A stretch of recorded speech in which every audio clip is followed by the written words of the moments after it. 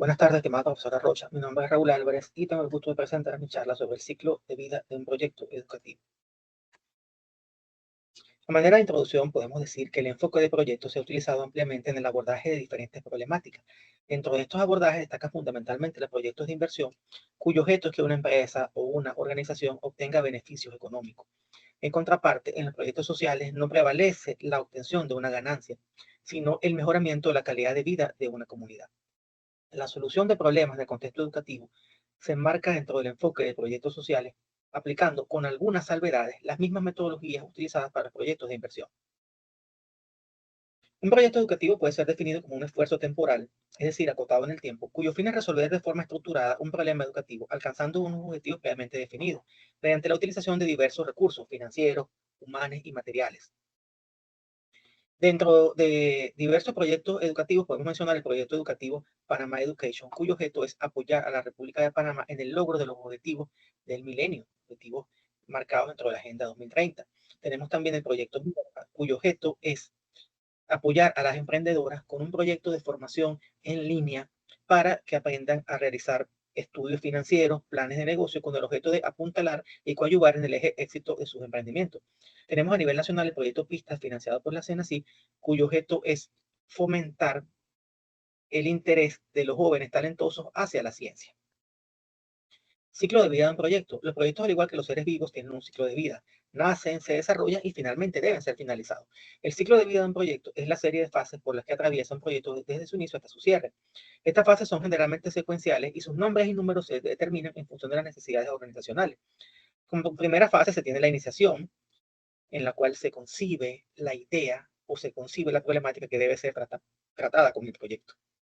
La planificación o conjunto de actividades necesarias para ejecutar el proyecto, la ejecución en sí, que sería la tercera fase, la supervisión y control, y por último la etapa de cierre. Esas fases se pueden dividir por objetivos funcionales o parciales, resultados o entregables intermedios, hitos específicos dentro del alcance global del trabajo o disponibilidad financiera. Las fases son generalmente acotadas en el tiempo, tienen un inicio y un punto final o punto de control. También podemos decir que en cada fase se tienen unos elementos de entrada, se ejecutan procesos y se tienen unos elementos de salida. Estos elementos de salida algunos llaman outputs o entregables. Con respecto a la primera fase, que es la iniciación, tenemos que se tienen unos documentos iniciales, unos documentos institucionales, por ejemplo, siendo proyectos educativos, esos documentos institucionales ser las leyes de la nación, lineamientos del MEDUCA, documentos internos de la misma institución, como su misión, su visión y sus valores.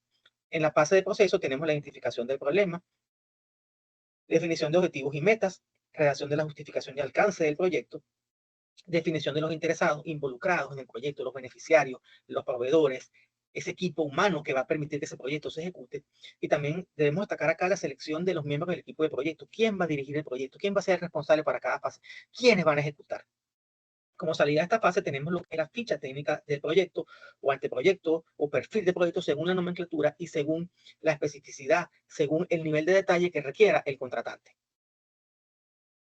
Ahora bien, en esa primera fase de lo que es la iniciación del proyecto, si se sigue una metodología tradicional aplicada a proyectos de inversión, tenemos que un proyecto abarca cuatro análisis o cuatro estudios: el estudio de mercado, el estudio técnico operativo, el análisis económico financiero, el análisis socioeconómico.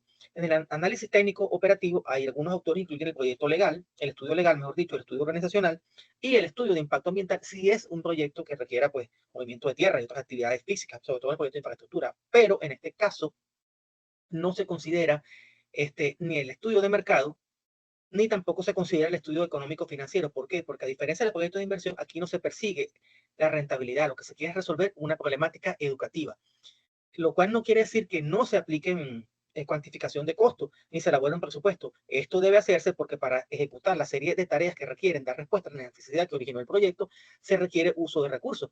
Y ese uso de recursos incluye el uso de dinero. Y ese dinero debe venir de un ente que coloque el dinero, el ente que financie el proyecto, que puede ser un ente nacional, una empresa privada o un organismo internacional. Dentro de la fase de planificación, podemos decir que esa fase consiste en ordenar sistemáticamente las tareas para lograr un objetivo. Se expone lo que se necesita hacer y cómo se debe llevar a cabo. Como entrada o insumo para esta fase tenemos la ficha técnica del proyecto. Tenemos que aquí se hace el perfeccionamiento del alcance, se desglosa bien detallado, se escribe el listado de las tareas, lo que se llama estructura desglosada de tareas, donde se colocan las tareas de forma secuencial. se hace esa secuencia de tareas a nivel también temporal, se construye un calendario, se presenta un diagrama de Gantt para expresar esto de forma gráfica, se realiza la revisión del presupuesto, se hacen sus ajustes, se asignan responsables, se seleccionan los posibles proveedores, se hace la aprobación por parte de los entes apropiados, es decir, se lleva el proyecto al MEDUCA o a la UNESCO, entonces ellos lo aprueban, le dan el visto bueno y es cuando viene entonces la siguiente fase, que es la ejecución. Como salida de esta fase se tiene el plan de ejecución del proyecto. Y ese plan de ejecución, que tiene diferentes nomenclaturas, por ejemplo, plan de desarrollo institucional, si es un proyecto de desarrollo de una institución educativa, o sencillamente el plan de gestión, el plan de ejecución, el nombre que se le dé. ¿Qué procesos se realizan acá? Bueno, la adquisición de materiales y suministros, se adjudican los contratos que sean necesarios, se hace gestión de la calidad para garantizar que en cada una de las etapas del proyecto las acciones sean ejecutadas de forma coherente, consistente y que al final se logre un producto, se logre un resultado que satisfaga las expectativas. Se dan procesos de comunicación entre los diferentes involucrados del proyecto, se ejecuta el presupuesto, se hace gestión del recurso humano, se contrata personal, se reasigna personal, eh, se resuelven conflictos que puedan aparecer, se da ejecución y ajuste en las diferentes actividades, se ajustan los tiempos de ejecución, entre otras actividades. Como salida tenemos un informe de avance, tenemos datos de rendimiento, solicitudes de cambio, registro de programas, actualizaciones de documentación. ¿Por qué? Porque si existen cambios en los alcances del proyecto, sencillamente esos alcances deben ser documentados para que puedan ser aprobados. Se miden las diferentes métricas establecidas para comparar si lo ejecutado, lo alcanzado, coincide con lo que se ha planificado, para ver esos grados de cumplimiento.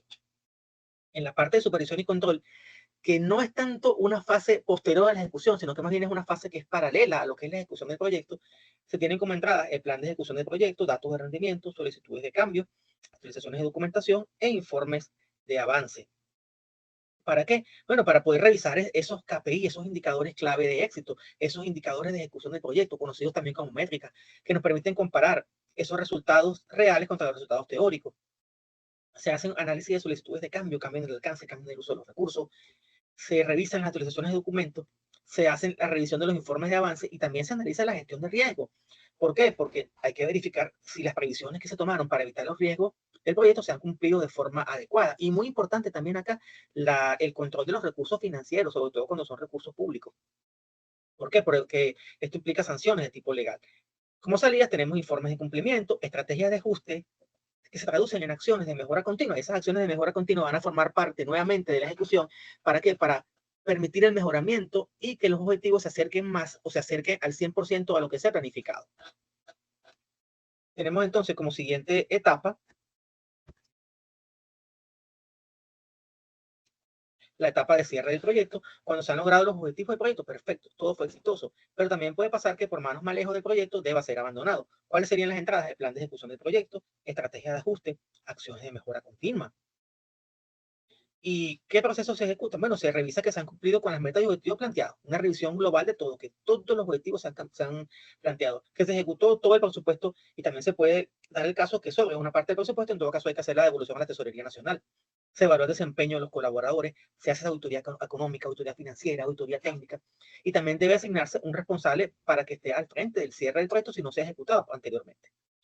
Como salida, tenemos los diferentes informes de cierre, tenemos la liberación del personal contratado. ¿Por qué? Porque ese personal se puede reasignar a otras tareas o si es un personal que es externo, ese personal debe ser liquidado y también se da muy importante la rendición de cuentas. Vemos también que los niveles de actividad durante el proceso del ciclo de vida de un proyecto experimentan variaciones. Esas variaciones implican que los niveles de actividad van cambiando con el paso del tiempo. Entonces, al principio se arranca de una forma suave, pero posteriormente se va tomando fuerza y entonces vamos en un ciclo ascendente hasta que se llega para cada una de las etapas del proyecto a un punto máximo. Ese punto máximo puede darse el caso que los proyectos se vuelvan como una meseta, es decir, que se mantiene el nivel de actividad a lo largo del tiempo, pero luego de pasado cierto tiempo comienza pues a bajar el ritmo a medida que se han ido cumpliendo las diferentes estructuras, actividades desglosadas, lo que llamamos las EDT, estructuras desglosadas de tareas. Cuando esas se van cumpliendo y cumpliendo y cumpliendo, va disminuyendo la actividad. Ahora bien, la fase de control, que como se dijo anteriormente, va en paralelo con la fase de ejecución, presenta el mismo comportamiento hasta que al final, sencillamente, cumplidas todas las actividades y realizado el cierre del proyecto, sencillamente ya la actividad recae, se convierte en una asíntota con el horizonte temporal y entonces son prácticamente cero. Como conclusiones, en el enfoque aplicado para la formulación y evaluación de proyectos educativos se ha marcado una principal diferencia en la fase de iniciación, dado que básicamente no se aplican estudios de mercado ni estudios financieros. El ciclo de vida de proyectos permite diferenciar detalladamente las fases que se siguen desde el inicio hasta la finalización del proyecto. Cada fase de un proyecto tiene elementos de entrada, procesos realizados y salidas. Los procesos de control son muy importantes a lo largo de la vida de un proyecto. Y aunque algunos lo incluyen como una fase del ciclo de vida, es importante que esa fase se ejecute de forma paralela con la ejecución. Se presentan acá las referencias utilizadas para la preparación de esta videocharla y por último, agradecerles la atención prestada. Muchas gracias.